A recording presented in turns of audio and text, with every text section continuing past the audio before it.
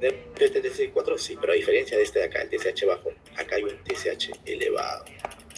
El TSH elevado es un hipertiroidismo secundario. El problema está en la adenohipófisis. Yo tengo demasiada TSH, por eso tengo demasiado D3 y demasiada T4. Y en el hipotálamo, si tengo demasiada TRH, igual, ¿no? Va a haber demasiada TSH y va a haber demasiada hormona tiroidea. Igual, primario, secundario, terciario. ¿Cuál es lo más frecuente? Siempre, siempre, siempre, siempre en tiroides, la más frecuente es a nivel de... ¿Qué pasa? Además, adelante les voy a mencionar los targets solamente para eso. Listo. Entonces, nos vamos nuevamente acá. Hipertiroidismo primario. Hipertiroidismo primario. ¿Cómo va a estar la TSH? Bajo. Bajo porque como tengo demasiado T3 y T4, la glándula responde, o bueno, inhiben a mi anterior, o a mi hipófisis, o a mi hipófisis anterior, ¿no? En el hipertiroidismo subclínico, lo mismo. Ya la TSH ha bajado. Ya la TSH ha bajado porque está detectando niveles superiores más de lo normal en mi hormonas tiroideas. Pero la T3 y la T4 están normales y el paciente no tiene síntomas. ¿Por qué están normales? Bueno, porque todavía no han pasado en el laboratorio, todavía no lo detectan, ¿no? Como muy elevado. Pero ya el cuerpo, como que nosotros tenemos siempre un umbral, entonces, ¿no? El cuerpo ya sabe cuáles son los niveles que normalmente nosotros manejamos de hormona tiroidea. Y si ya se pasa ese nivelcito, si bien es cierto, no tenemos síntomas, pero ya el cuerpo empieza a tratar de compensarlo. Y el, este, el, el, el, el, la TSH baja. Ahora, en el eutiroideo enfermo, entonces, en el hipertiroidismo central, lo que vamos a tener es, por eso he comentado, ¿no? La TSH puede estar alta. Y luego tenemos alto, alto, ¿no? Y en el eutiroideo enfermo son situaciones especiales donde se ve, pues, sobre todo en pacientes que están, pacientes críticos, ¿ya? Lo que tenemos es un paciente eutiroideo, que quiere decir que está normal, normal, pero lo que baja es la T3 libre. Acá hay el famoso aumento de la T3 reversa. ¿Ya? Solamente como quiero que lo tengan como dato, no preguntan mucho.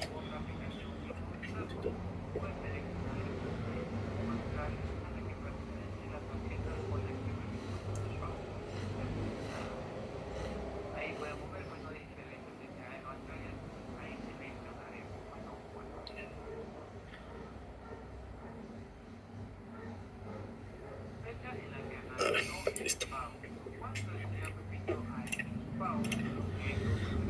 Esa es la parte del laboratorio, ya lo hemos hecho acá. Entonces, rápidamente, rápidamente vemos tiroides, porque es lo que preguntan. Y quizás por ahí glándula suprarrenal, ¿no? Rápidamente tiroides. Esto no,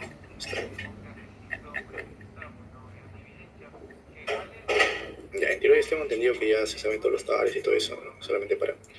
A ver, anatómicamente es importante la parte de la tiroides. ¿Por qué? Porque acá tenemos estructuras y les van a preguntar, por ejemplo, discurre el nervio laringio recurrente o nervio laringio superior. Si por A yo tengo un tumor, una situación de crecimiento excesivo en la glándula tiroides, lo que va a ocurrir es que, por ejemplo, este nervio laringio superior se comprima y termina generando, por ejemplo, disfonía, ronqueras, etc. También puede ser que, por ejemplo, yo puedo generar un aumento de la presión a este nivel de la tráquea y la tráquea termina empujando el esófago y podría generar, por ejemplo, disfagia. ¿Ya? Nada más para eso quiero que tengan en cuenta esta imagen de acá. Recuerden que la parte histológica, nosotros dividimos a las células foliculares y al coloide, que es en donde se va a dar toda la síntesis de la hormona tiroidea. Y acá tenemos las células, famosas células C, que lo que van a producir es la hormona paratiroidea, pues, ¿no? La calcitonina, la calcitonina. Y que tiene que ver sobre todo con el equilibrio del calcio, la regulación del calcio, la hemostásis del calcio. Ahora, todo ese proceso de la síntesis de hormona tiroidea. Vamos a hacer los targets y vamos a ver las enfermedades, nada más, solamente para que tengan en cuenta los targets. Con esto yo creo que estaría prácticamente todo cerrado. A ver, todo ocurre acá en la sangre. En la sangre lo que nosotros tenemos es, necesitamos sí o sí al yodo. Necesitamos al yodo, para que pueda. En este caso es yoduro todavía, es yoduro, o sea, se llama yoduro porque tiene carga negativa. Y este yoduro tiene que entrar y se une a través, o entra a la célula folicular, a través de un transportador que es el NIS. El NIS es una sigla en inglés de sin porte de sodio y yodo, y yoduro, sin portador de sodio, sin porte de yoduro y sodio, NIS, que lo que mete es yodo y también mete sodio. Mete yodo, mete sodio. Ahora, dentro el yodo lo que va a hacer es lo siguiente. El yodo tiene que pasar al coloide, lo hace a través de un canal, ¿no? De un canal de transporte que es la pendrina. Hace que este yodo de lo que está acá en la célula del coloidocito, en la célula folicular, entre al coloide. Ahora, algunos targets acá, por ejemplo, el NIS es target de lo que es el tiocianato y el perclorato. No son fármacos que se utilizan, no son ni siquiera el tiocianato ni siquiera es un fármaco bueno, pero el tiocianato y el perclorato actúan a nivel del NIS. En la pendrina nosotros tenemos una enfermedad que es el síndrome de Pendrex. Pendrex o Pendret, yo encuentro como Pendrex, ¿ya? El síndrome de Pendrex es una situación de hipotiroidismo congénito, pero que se asocia, por ejemplo, a sordera, se asocia, por ejemplo, a acidosis. El dato clave es la sordera, síndrome de Pendrex. Altera la pendrina y esto evita que el yodo entre acá, en el coloide. Ahora, en el coloide, acá ya estamos en el coloide, el yodo, primero que el yodo tiene que transformarse, bueno, el yoduro tiene que transformarse a yodo, o sea que tiene que estar cargado positivamente, a yodo más 2. Esto se denomina la oxidación. Nosotros tenemos que oxidar el yodo. ¿Quién está encargado de la oxidación del yodo? La peroxidasa, la tiroperoxidasa. Ahora, dentro del coloide tenemos a esta proteína acá, que es la tiroglobulina. La tiroglobulina, si se dan cuenta, se une a este yodo y va a estar formando, dentro de sus residuos de tirosina, la tiroglobulina tiene residuos de tirosina, y esta tirosina cuando se une al yodo va a termina formando lo que es la monoyodotirosina, diyodotirosina. Y cuando la monoyodotirosina y la diyodotirosina se unen, ¿qué forman? Tetrayodotirosina, T3. Perdón, triyodotirosina, T3. Y cuando dos diyodotirosinas se juntan, ¿qué forman? Tetrayodotirosina o la tiroxina, T4. ¿Ya? T3 y T4. O sea, es una suma de tirosinas, es una suma de yodos. Este proceso de acá, en donde el yodo se une a esta tiroglobulina, se denomina organización. El yodo se une a la tiroglobulina y se denomina organización. El hecho de que se una una monoyodotironina y una diyodotironina, entre ellas para formar la triyodotironina o la tiroxina T3 y T4, se denomina acoplamiento. Tenemos entonces tres fases: la oxidación, la organización y el acoplamiento, que están dados los tres procesos que les he comentado, se dan gracias a la peroxidasa. O la peroxidasa. Esta peroxidasa, por ende, es importante para esos tres procesos que les había comentado. ¿Hay targets de la peroxidasa? Sí, hay targets. La peroxidasa, primero, es target de algunos fármacos antitiroideos, lo que nosotros denominamos antitiroideos. ¿Cuáles son los antitiroideos? Tenemos al metimazol y tenemos al PTU, propiltiuracilo. Metimazol, propiltiuracilo. Algunos datos: el metimazol, por ejemplo, es un fármaco antitiroideo que se prefiere. El tiamazol creo que es el que hay en Perú, no hay metimazol per se. Y el PTU, por ejemplo, no hay en Perú. El PTU se prefiere sobre todo para situaciones de tormenta tiroidea. Se prefiere usar en pacientes en primer trimestre del embarazo, etc. Pero los dos son antitiroideos. Y el target del metimazol y del PTU es la tiroperoxidasa, la TPO. Ahora, no solamente eso, hay situaciones patológicas. Hay situaciones patológicas que alteran a la tiroperoxidasa. ¿Cuál es? La tiroiditis de Hashimoto. Que es la causa más frecuente de hipotiroidismo primario. En general, es la causa más frecuente de hipotiroidismo, la tiroiditis de Hashimoto. ¿Ya? Se genera hipotiroidismo porque yo destruyo se generan anticuerpos contra la TPO, ¿no? Destruyo eso y obviamente no va a haber todos los procesos de oxidación, organización y acoplamiento que les haya comentado. Nada más. Acá, por ejemplo, luego, todo este complejo de la tiroglobulina unido a la monoyodotironina, diyodotironina, T3 y T4 va a hacer una reacción que se llama pinocitosis, y van a ser lisadas por los lisosomas. No tiene importancia. Los lisosomas lo que hacen es separar estos residuos. Y ahora sí, liberan T3, liberan T4 de esta manera. T3, T4. Sobre todo T4 en un 80% y T3 en un 20%. Esos de acá van a liberarse a la circulación periférica. El T4 se termina transformando en T3. ¿Gracias a quién? Gracias a la desionidasa. La 5-desionidasa. La 5-desionidasa. La 5-desionidasa entonces transforma a la T4 en T3. Hay situaciones, por ejemplo, como la inanición, situaciones donde no consumimos el alimento, que hacen que, por ejemplo, la T4 no se transforme en T3. Inhiben a la 5-desionidasa.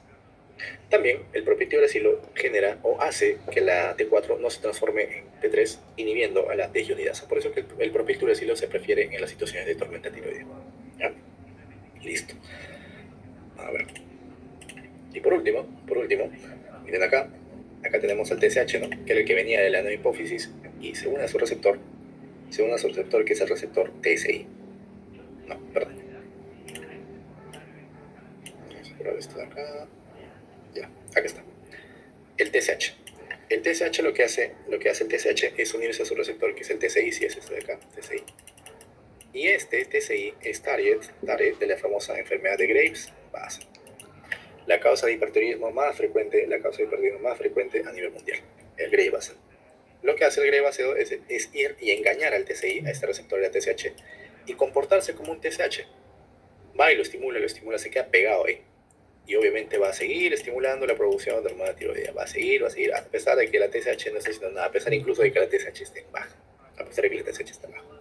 ¿Ya? Esos son todos los tareas prácticamente de endocrino. ¿Ya? Todo lo que han preguntado, si ya lo hemos visto. Aquí están los targets.